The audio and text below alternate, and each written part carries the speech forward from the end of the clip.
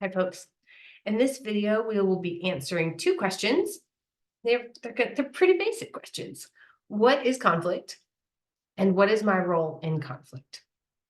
So I know that what is conflict question seems obvious, but it's important for us to just set the table so we're all operating with the same definition. And I like Bernard Mayer's definition on pages 4 through 5 of the dynamics of conflict.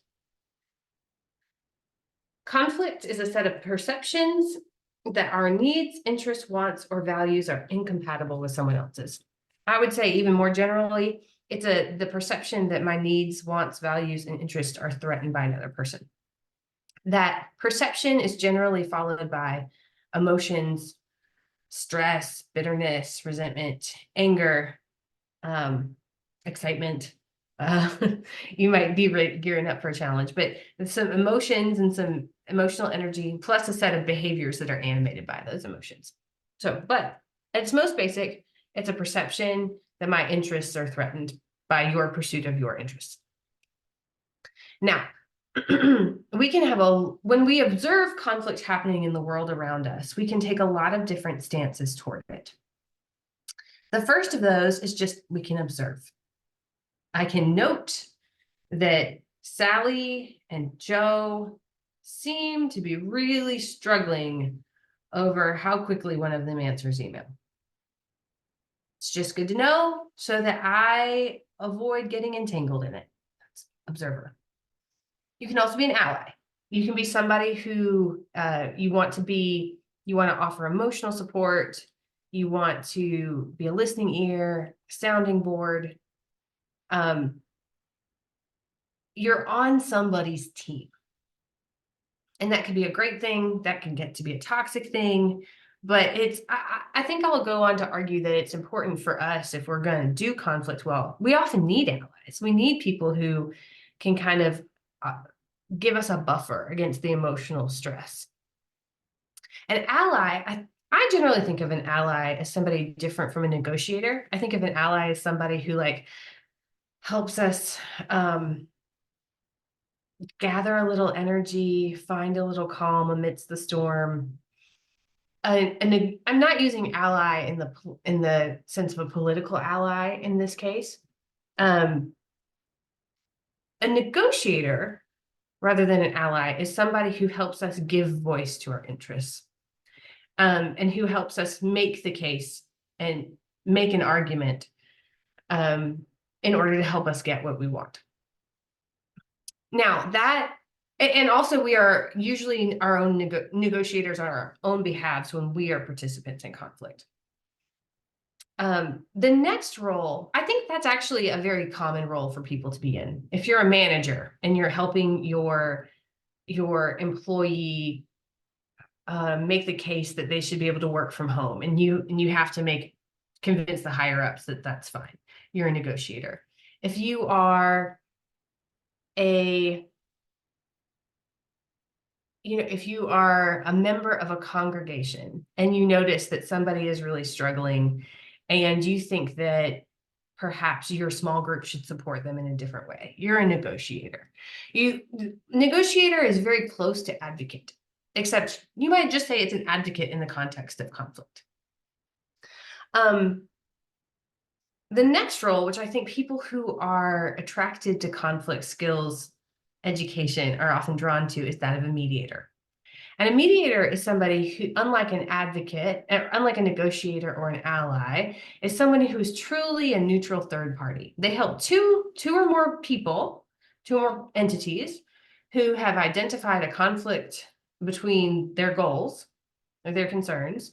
They help them sort through that conflict, and they don't have a stake in the outcome, unlike a negotiator. And I would caution you all that lots of people who take conflict skills courses, they really want to be mediators.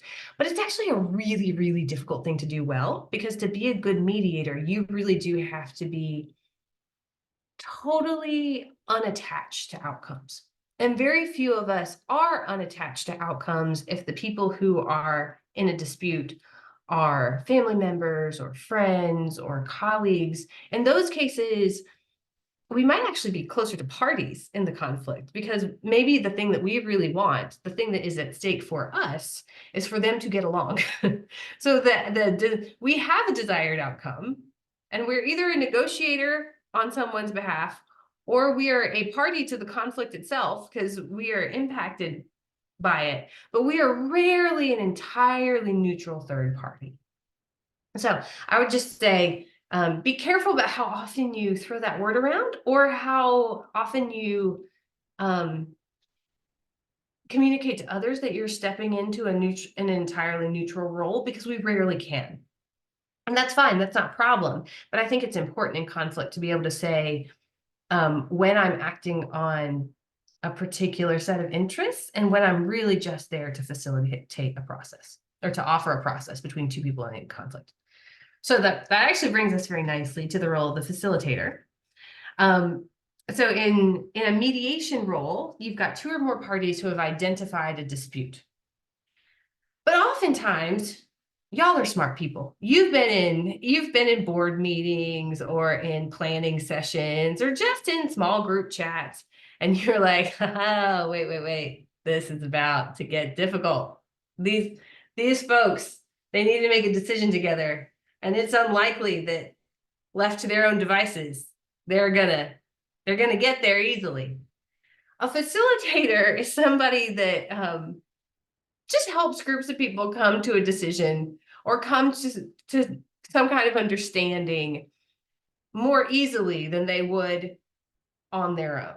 So somebody who can guide a discussion, who can help us remember the norms that we've set for our time together, somebody who can help highlight meeting goals.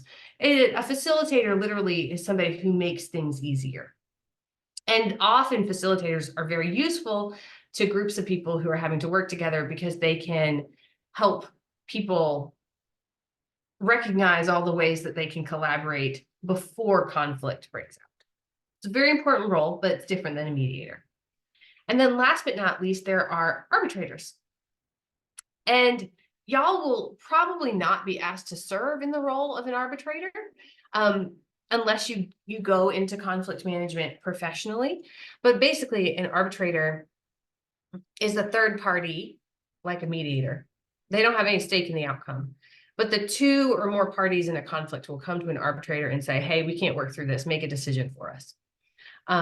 Again, it's very rare for somebody to be informally invited to do that. That happens more often in the case of, say, a credit card dispute, or you could, a couple seeking a divorce might go to an arbitrator, which is basically a lot like going to a judge.